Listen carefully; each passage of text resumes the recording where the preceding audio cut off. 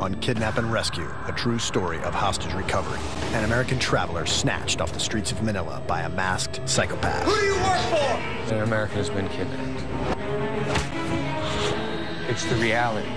Human beings are the commodity that they trade. In 2004, 2005, kidnappings in the Philippines were rampant. You've got a live victim, and you want to make sure that he stays that way.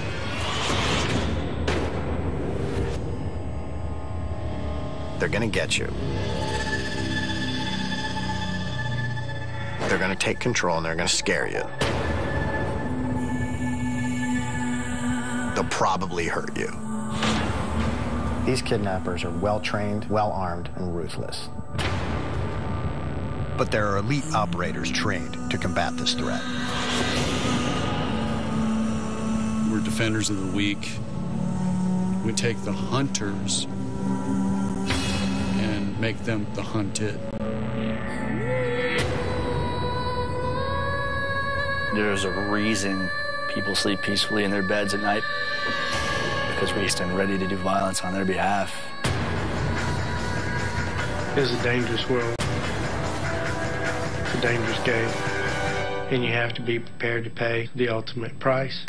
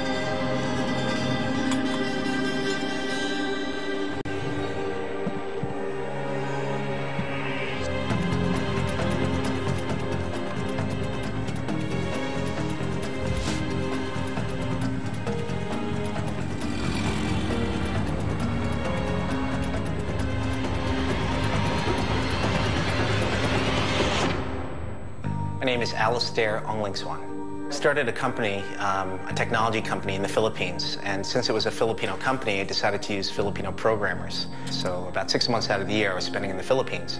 My parents were born and raised in the Philippines, but my brother hadn't been to the Philippines in many years, so we decided to make a family trip of it. We were going to celebrate my birthday, my brother's birthday, which are only separated by a day, so it was supposed to be a really special vacation. We stayed at the 5-star hotel, and we just had this amazing stay in this amazing city.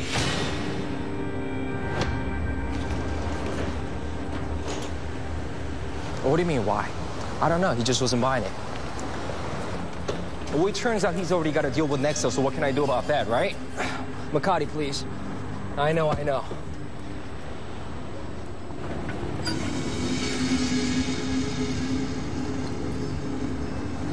You know what? I'm actually gonna go hit up a party in Makati. What are you doing? Really? You've seen that movie like 1,000 times. You need to get out more. Seriously. Oh, gosh.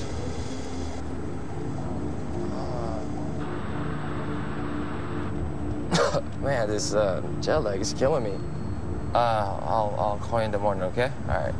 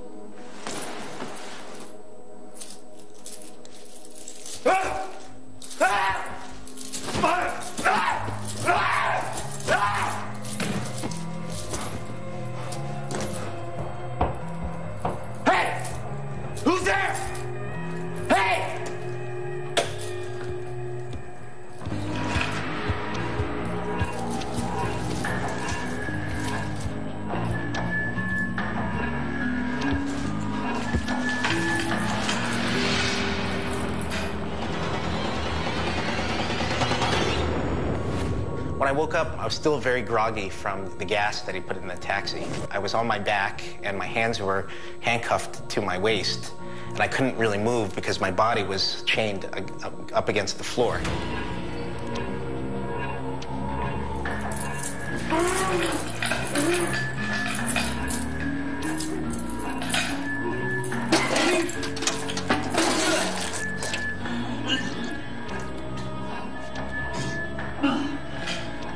The ether makes you sick.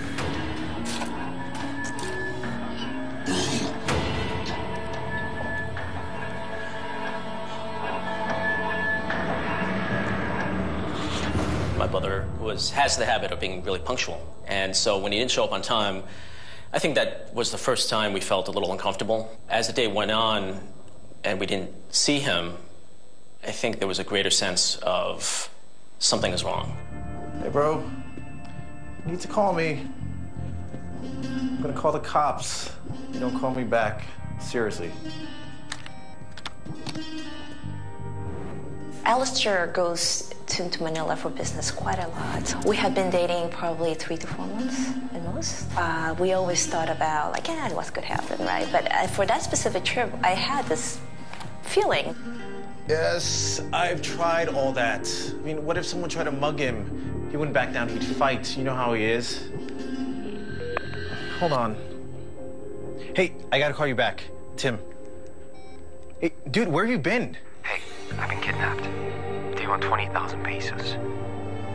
I'll call with further instructions. Hello. Yes, connect me to the American Embassy. Spoke to an operator right away, left a message, I got a call back, and we agreed to meet the next morning. I arrived in the Philippines in January of 2003 to head the FBI's office here. My role in this was to facilitate the FBI negotiators and to interface between the FBI negotiators and the U.S. Embassy team and the Philippine National Police Headquarters team.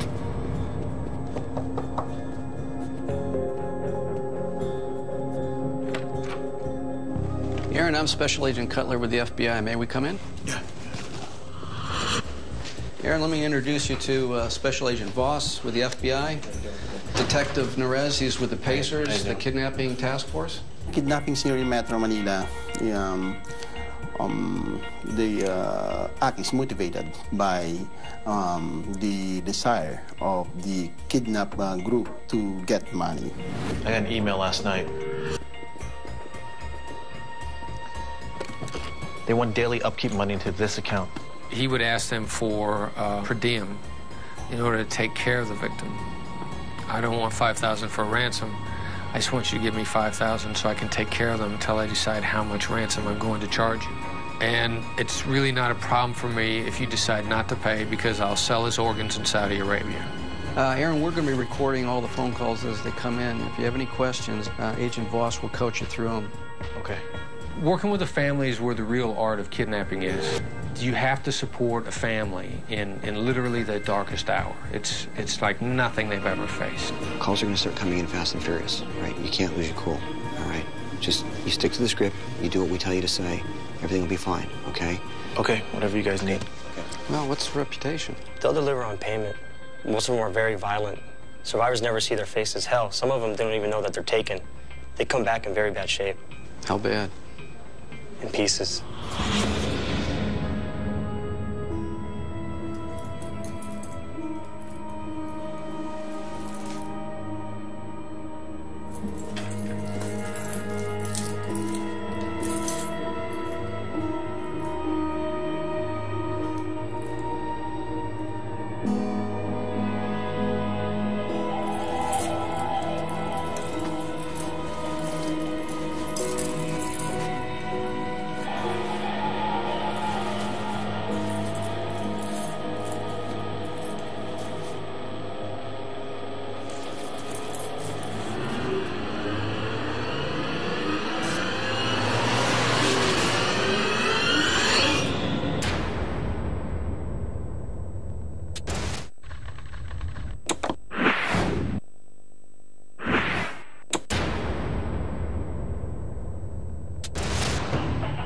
Situation: American kidnapped in the Philippines.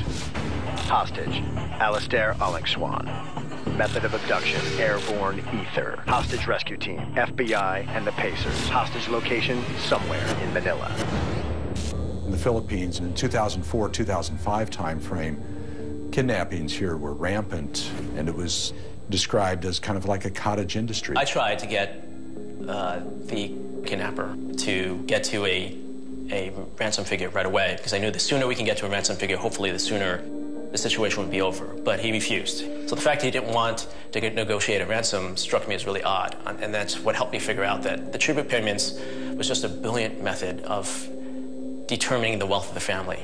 We're here trying to learn how to establish the market price for a human being. And to me, that was sort of a stunning moment. Hey guys, we found the tape. Now let's see what you got.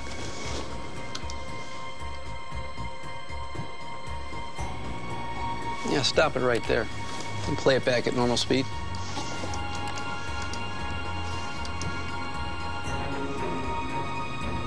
Okay, pause it there.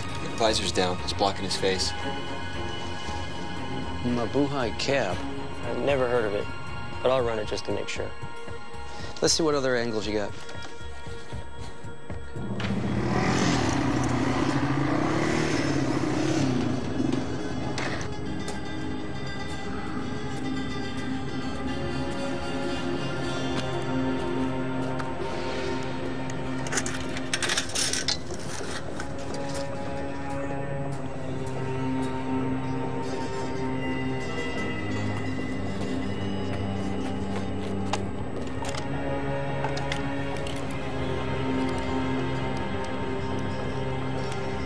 The Philippines uses reloadable SIM cards, so you can put in a SIM card very, very inexpensively that you can buy at 7-Eleven and then load it with credit.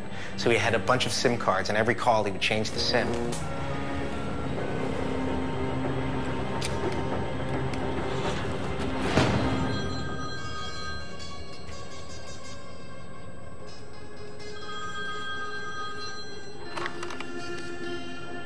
Aaron, did you receive our email? Who is this? Call me Ricky. What about my brother? What's going on with him? Where's the payment? I'm having a hard time right now. Do what you're told, and we can protect your brother. How do I know? I'm not finished. Your brother will call every night at 7. We will be listening. Make the payments. Understand? Yes. Check your inbox. Follow the instructions. We'll check the account at noon. If you don't pay, we're going to kill him. You're gonna hear that. Now, a threat, just like in suicide, a suicide threat that's real is very specific. It's specific as to what's going to happen when, and who's going to do it, and who it's going to happen to. So if you don't pay, he's going to get killed. Or even if you don't pay, we're going to kill him. They didn't say when they were going to kill him. They didn't say how they were going to kill him. And they didn't say who was going to kill him. So you say that's a threat that's designed to frighten you. And that threat's going to come across, and we tell them, and you're going to hear this early.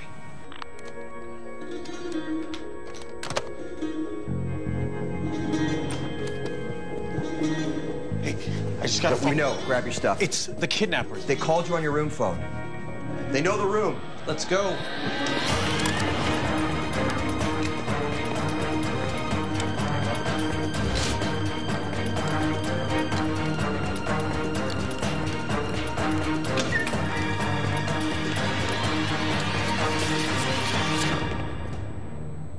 We were then immediately sequestered that next day to a safe house, because in the Philippines, the concern is that you don't know if it's an inside job, that it could be someone in the police, it could be someone in the government. It's so dangerous, you know, when you go out from your home, you're not sure if you will come back after your tour of duty.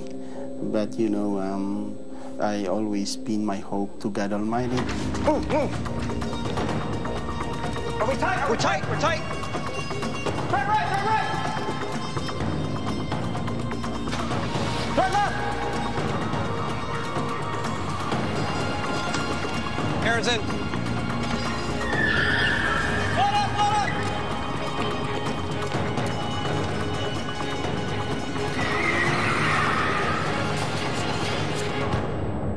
time, I was running this technology company, and I had a team in the Philippines and also a team in New York. And my team in New York were these crackerjack technology kids, you know, super, like, hacker-like kids that were brilliant.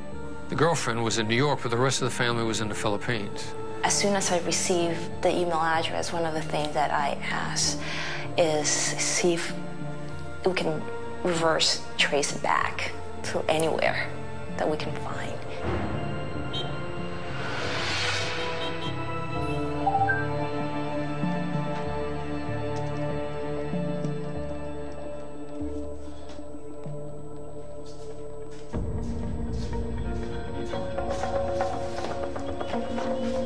One of Alistair's people tracked down the IP address from the last email. That's good. Leaving that safe house and going and making this daily payment, standing in line in the bank, and everyone's going through their regular day, and everyone's getting ice cream and talking about mundane, everyday life, that contrast was really bizarre. That's bizarre to me.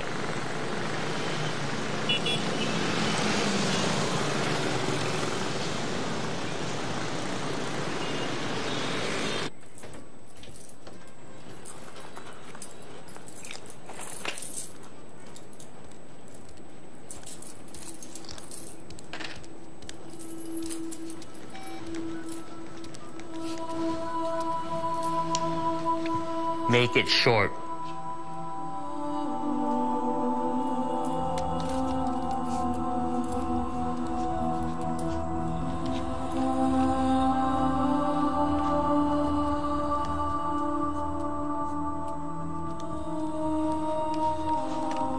Hey.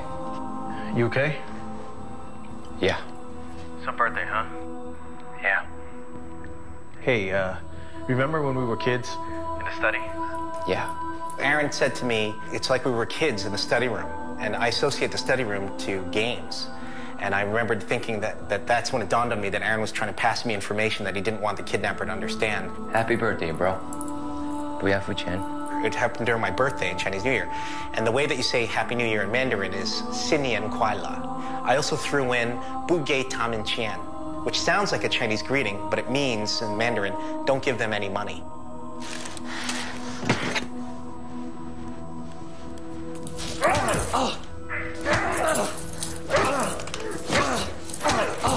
The hell was that? Al said, don't pay him the money in Mandarin.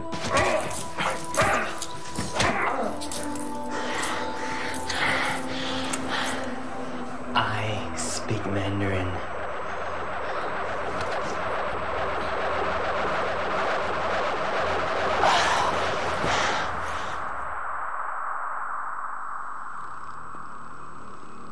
We were very behind on our daily payments. That just to show that there's a struggle to pay that, and we do that because as soon as you pay, they're going to ask for more, and they could just do this for years and years and years. I think you can play poor. I think you should. But a rescue opportunity is a rare thing. You can't count on that, and you can't panic if they hurt him. You start throwing money, they'll know you lied. They'll bleed you dry, and they'll punish him for it. Yeah, actually, the Filipino group, there were two primary groups responsible for my release: the NOCTEF, National Anti-Kidnapping Task Force, and the PACERS, Philippine Anti-Crime Emergency Response. That's their SWAT team. Both of these groups, when you get kidnapped, they both assign members of their team to my family, which were immediately brought into what's called a safe house. And their job is to try to rescue me. So their policies, at least with the local Filipino NOCTEF and the PACER team, their policy is they would rather rescue me and capture the kidnapper in some way rather than paying the ransom and just letting me go. So the payment for them is also a last strategy. Like they would like to pay, but then they want to see who's picking up the money. So they would, they'd prefer to do a decoy or some sort of a sting operation to try to capture the guy that's picking up the money to lead them to me, or lead them ultimately to the kidnappers.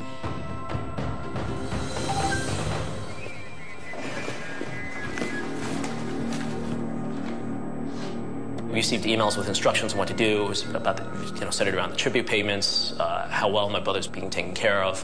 There was a picture of him chained to the concrete floor with a chain around his waist, chain around his legs.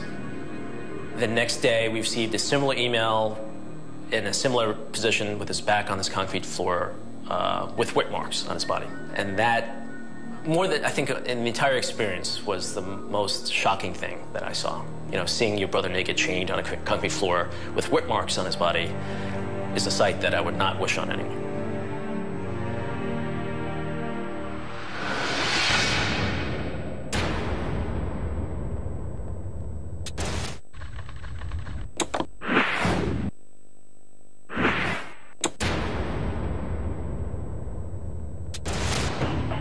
Situation: American kidnapped in the Philippines. Hostage: Alistair Swan. Daily upkeep payments: $500. Hostage rescue team: FBI and the Pacers. Final ransom amount undetermined.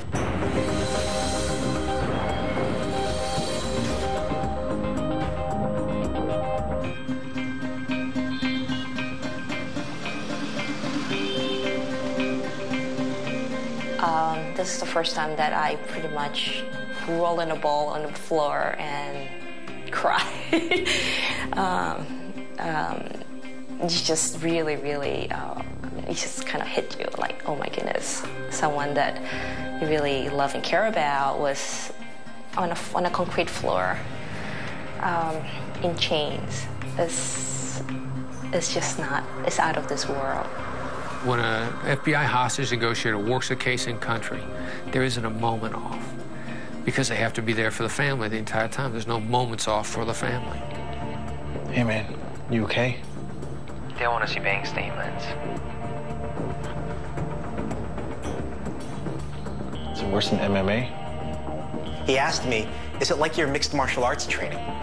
Your MMA training is what he said, because he used an acronym. My brother was an accomplished wrestler. When he was in high school, he started doing, as an adult, he started doing mixed martial arts before it became really popular. I knew what Aaron was asking. I thought he was saying to me, you better use your training to get out because we can't find you.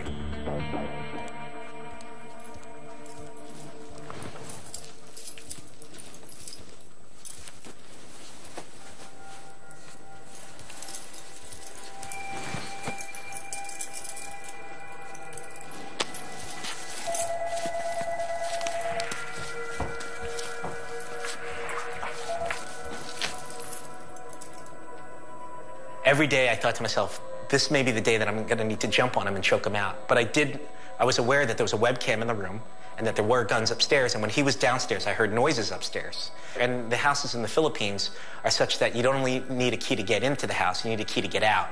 So I knew I could get onto the first level, but I still had no idea whether or not I could get out of the compound. When they see these papers, they'll have questions. Demand info in return. But it's always about getting them the money. Okay, just keep kissing Ricky's ass.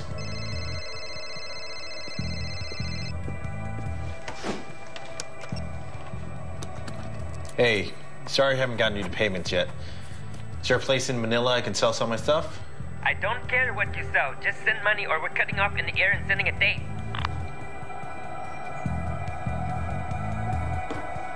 Hey, Cutler. Yeah, what is it? There was a British national snatched 2 years ago. Kidnappers mailed his ear and a videotape. Same city, same MO. They paid and let him go, but they said if they cut his ear, they're gonna cut his ear. I tried to empathize with what the kidnapper wanted. I ultimately knew that the kidnapper didn't really care about my brother. He wanted money. That was his goal. One of the tactics they had was to really stall and delay the process. They wanted a daily allowance. 20,000 pesos daily maintenance fee, so it's about maybe $500 a day.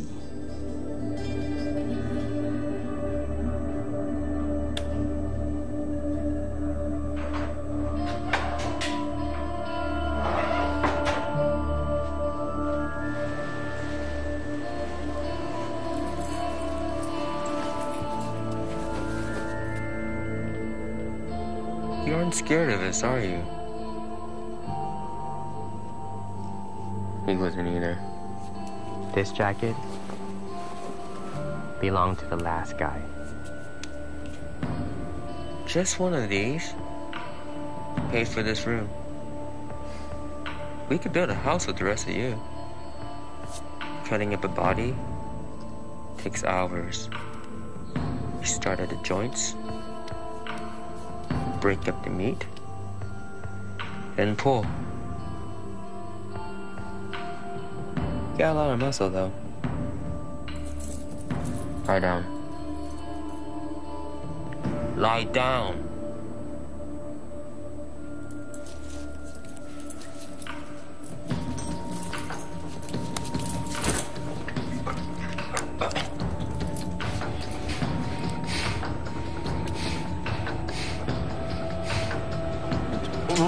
No. No. Be still. No.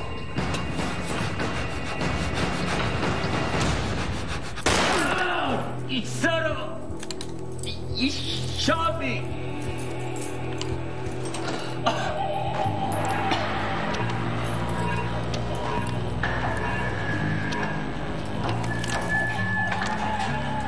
He came down and put a popsicle stick in my mouth, and he shot the popsicle stick out of my mouth. Now, he was at really close range, no more than 4 or 5 feet. So the bullet hit the popsicle stick, knocked it out of my mouth, but then the bullet ricocheted and hit a piece of concrete and hit my arm.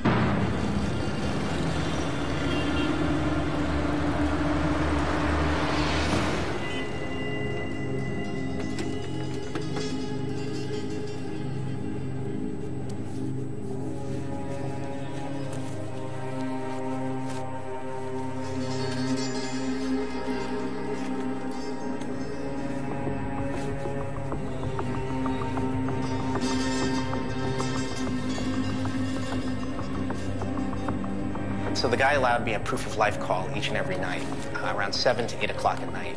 I was allowed to call anyone that I wanted. So if someone didn't pick up, I could call my brother. If he didn't pick up, I could call Iris. And the only person that would consistently pick up would be Aaron.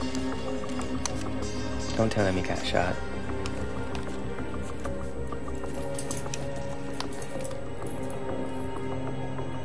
Hey. Yo, sounds like it, bro. They want the maintenance payment. Just like for a trip to Sweden. Or like a round trip. I'll call you tomorrow at 7. I was asking him, you know, are you beginning to feel like the vacation that you took to Sweden, you know, to Stockholm? And trying to communicate to him in a way about the Stockholm syndrome, about are you beginning to empathize with your captor? You know, so those kinds of feedbacks, those kind of secret languages that happen between siblings, at least with my brother and I, went a long way.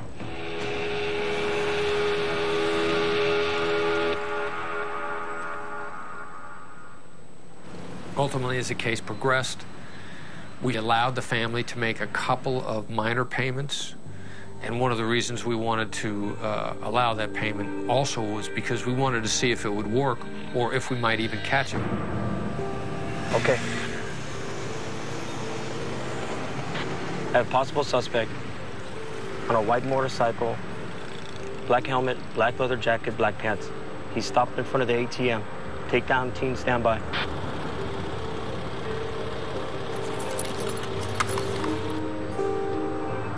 Okay, all units, no change, no change.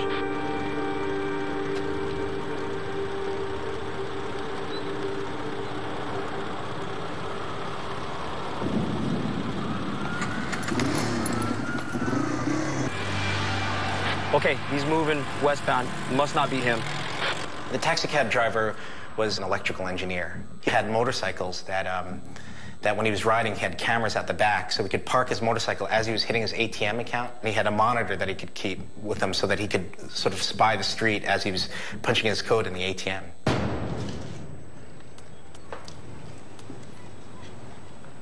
"60 seconds. When he calls, keep him on the phone until we get a fix." The team is standing by.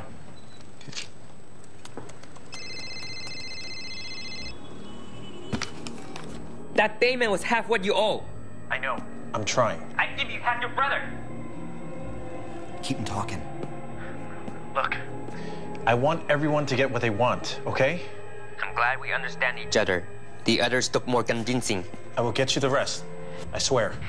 800,000 US. Payment in full. Noon tomorrow. Or we send you a thumb. We got him. All right. The Philippine police felt they had a location. He was talking, communicating to the family on a cell phone. and they felt that they had triangulated the cell phone, and they knew where he was coming from. They had some people on the ground initially. It looked like it kind of looked and smelled like it was a safe house where my brother could be kept. Of course, the primary consideration of to secure the safe release of the victim must always be done in the most careful and efficient manner. I mean, we wanted Alistair out safe. We were worried if you don't get in fast enough, if you don't hit it with enough violence that it just overwhelms the bad guy, that he would have time to hurt Alistair and maybe even kill Alistair.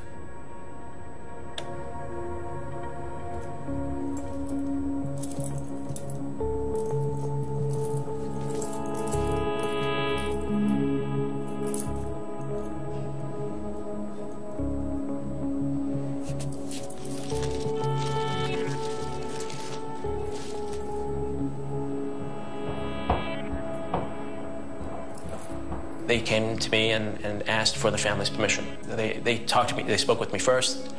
I knew that there was a possibility that my brother would be killed in the raid. And that was the single most concern I had, that we all had. And somebody gets killed, and it's horrifying because you feel responsible. FBI agent, like 7 of them, they came to the apartment that night. They stayed overnight with me, and they debriefed me of the situation, pretty much saying that if Alistair doesn't make his daily call, that means something have happened and he might be dead. And that was the longest couple of hours of my life.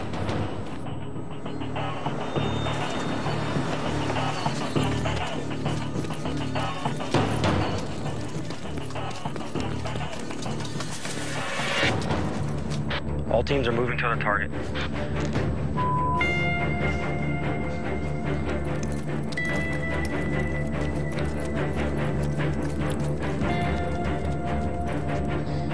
This is the right call.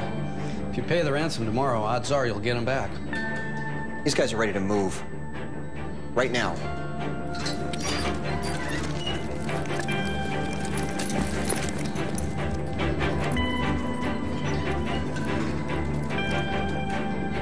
Red is set. Blue is set. Green is set. All teams are set. Stand by to initiate. It's your call. Okay. Do it. All teams initiate.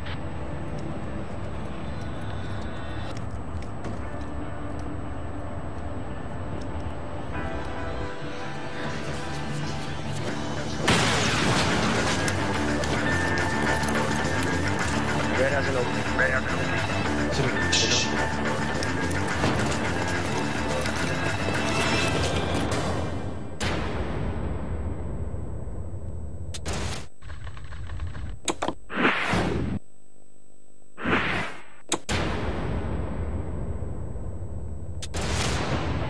Situation: American kidnapped in the Philippines. Hostage: Alistair Swan. Time in captivity: 21 days. Hostage rescue team: FBI and the Pacers. Mission status: recovery initiated. The guys that go through the door on an assault like that, they have no idea what's on the other side of that door. Those guys are just amazing to me.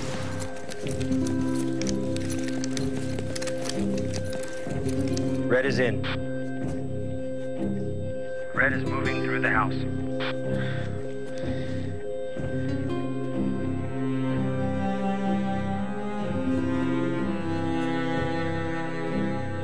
You know, 4 or 5, okay, fine. You know, 4:15, 4:30, you know, it starts rolling on.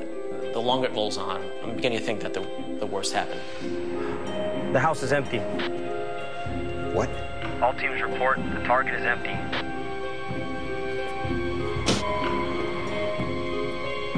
Magtawag galing dito. Ulitin kayo. Ulitin!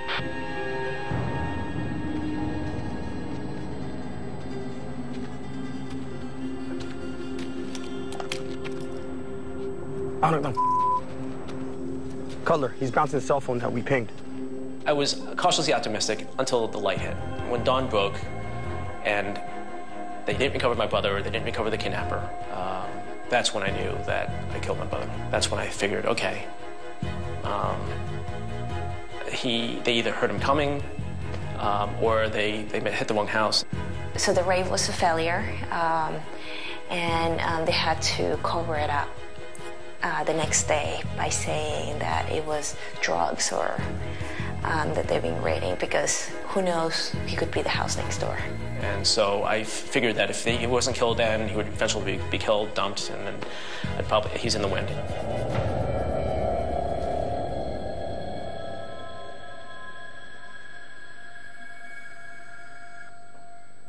So we prepped. We set up the same way that we always did every night to receive that phone call. And right on time, we got the phone call. As soon as we got that phone call, and it became apparent that the kidnapper or my brother didn't know anything about it, this immense sense of relief and this sense that, okay, get back in the game. What's this? Someone spotted a Mabuhay cab. Yeah, run it down, see what you can get. I'm on it. Just go talk to him.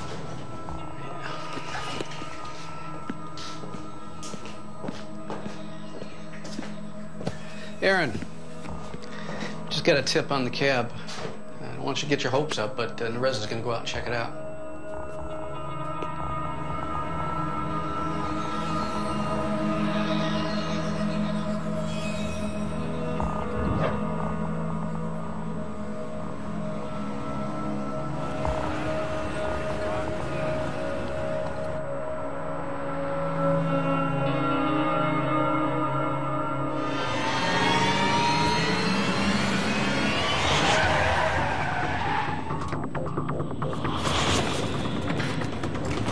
Hey, police, police!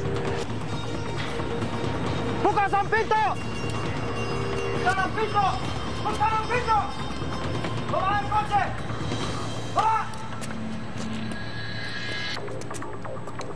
Yo, ¿ah?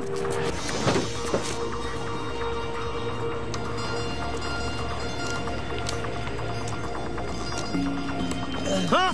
¡Sirato! ¡Sirato, ah! ¡Sirato! One of the pacer guys, he revealed to me, we took him into the station, and then he said, and we have our ways to make our captors talk. And I was like, torture? And he goes, kind of. It's like, we call it information gathering sessions.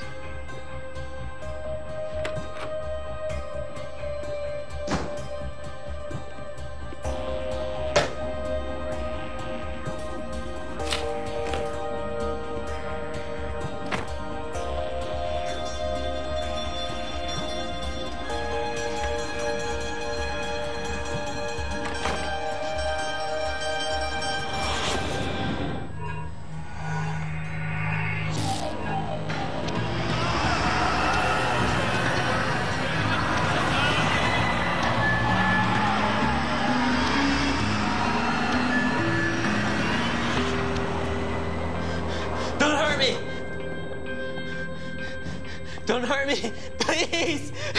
I'll tell you where he is. Who do you work for? It's just me and my wife, I swear. She watches him while I'm working. It turned out, in this particular case, that it was a lone kidnapper, and it's the only time that we'd ever dealt with anybody like that. And this taxi driver picked me up at this five-star hotel, and I later learned that he picked up all of previous of his 5 victims before me from the same five-star hotel.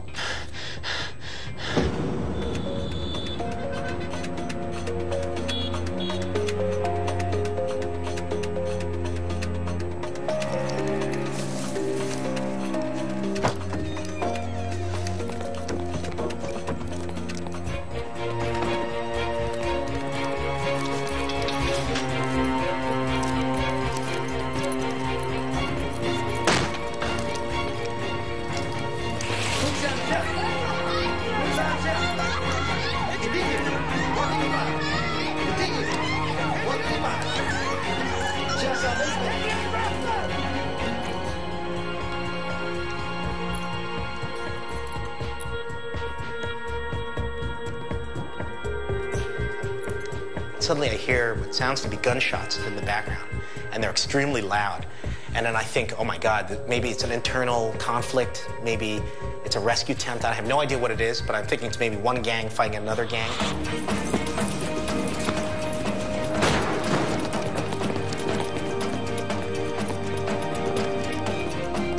Lose your hands! Lose your hands! Lose your hands! Lay down! Lay down! Lay down! Is your name Alistair Alicewater? Yes.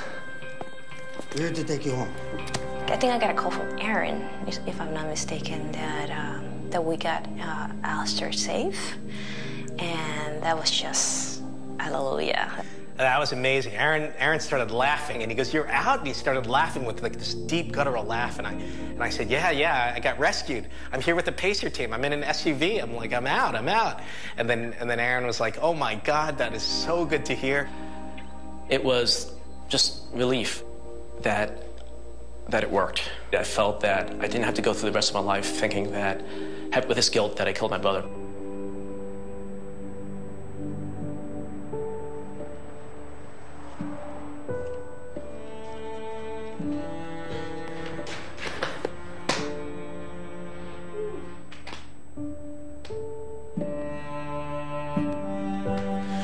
It's good to see you, bro. You too. Is that him?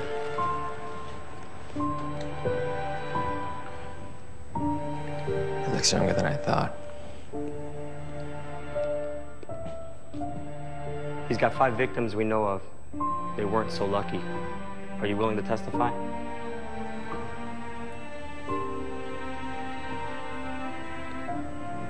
Yes, I am. All right, let's go.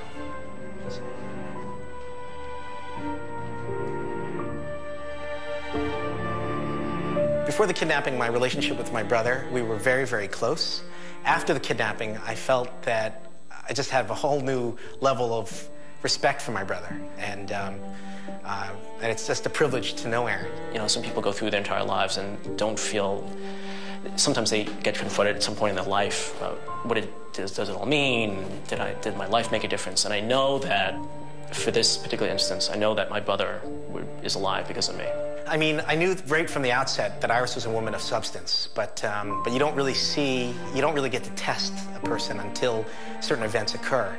But this was a huge testing ground. I mean, because there could have been a